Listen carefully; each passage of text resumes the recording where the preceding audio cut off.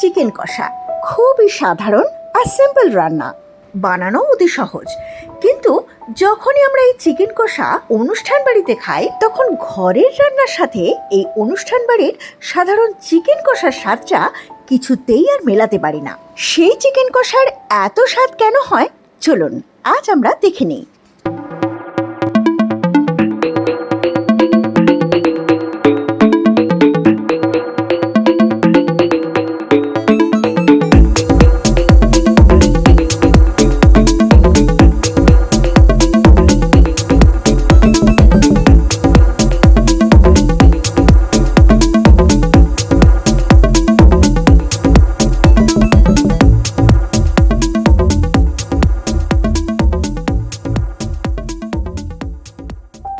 নমস্কার বন্ধুরা, তানিস কিচেনে আপনাদের সকলকে স্বাগত জানিয়ে আজকে আমি আমার রেসিপি শুরু করছি। দেখুন, আমি চিকেন নিয়ে নিয়েছি একটু বড় বড় টুকরো করে। হ্যাঁ, কয়েক পিস ছোট টুকরো এর মধ্যে রয়েছে। নিয়ে নিয়েছি পেঁয়াজ কুচি, কয়েকটা রসুনের কলি, কিছুটা আদা কুচি আর কিছুটা টমেটো কুচি। এই তিনটে উপকরণ আমি মিক্সির মধ্যে পেস্ট করে নেব। এবার গ্যাসে একটা ফ্রাই প্যান বসিয়ে আমি দিয়ে দিচ্ছি 2 চামচ মতো ধনে, মানে গোটা ধনে নিয়েছি। তারপর 1 চামচ জিরে, 2টো শুকনো লঙ্কা, 2-3টে তেজপাতা আমি আধখানা করে দিয়ে দিচ্ছি। এবার দিচ্ছি কিছুটা দারচিনি, আমি দারচিনিটা একটু ভেঙে দিয়েছি।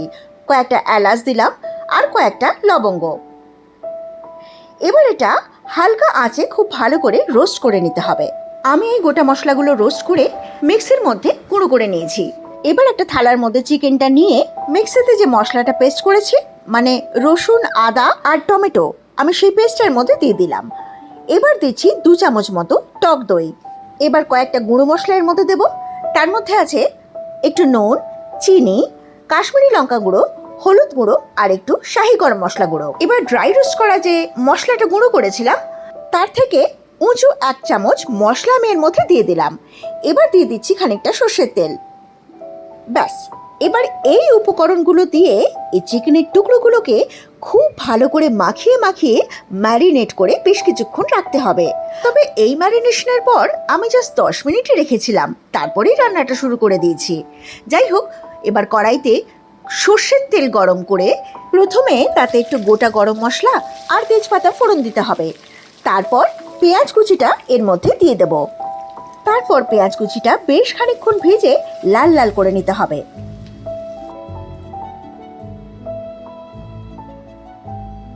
দেখুন, পেঁয়াজ কুচিটা এই পর্যায়ে আসার পর আমি আরেকটু ভালো করে নেড়ে ভেজে তারপর ম্যারিনেট করা চিকেনটা এর মধ্যে দিয়ে দেব।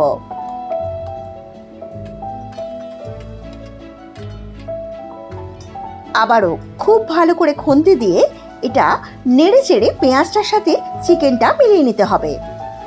এই কষানোটা কিন্তু খুব গুরুত্বপূর্ণ, তাই সময় নিয়ে হালকা আঁচে বা মিডিয়াম আঁচে এটা কষাতে থাকবেন।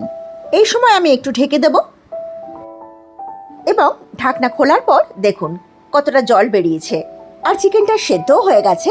এই সময় চিকেনটা ভালো করে নেড়ে আমি কিছুটা গরম মশলা থেতো করে রেখেছিলাম, সেটা এর মধ্যে দিয়ে দিলাম। আবারও খুব ভালো করে নাড়তে হবে। এবার আমি ড্রাই রোস্ট করা মশলার থেকে 2 চামচ মশলা নিয়ে এর মধ্যে ছড়িয়ে দিলাম।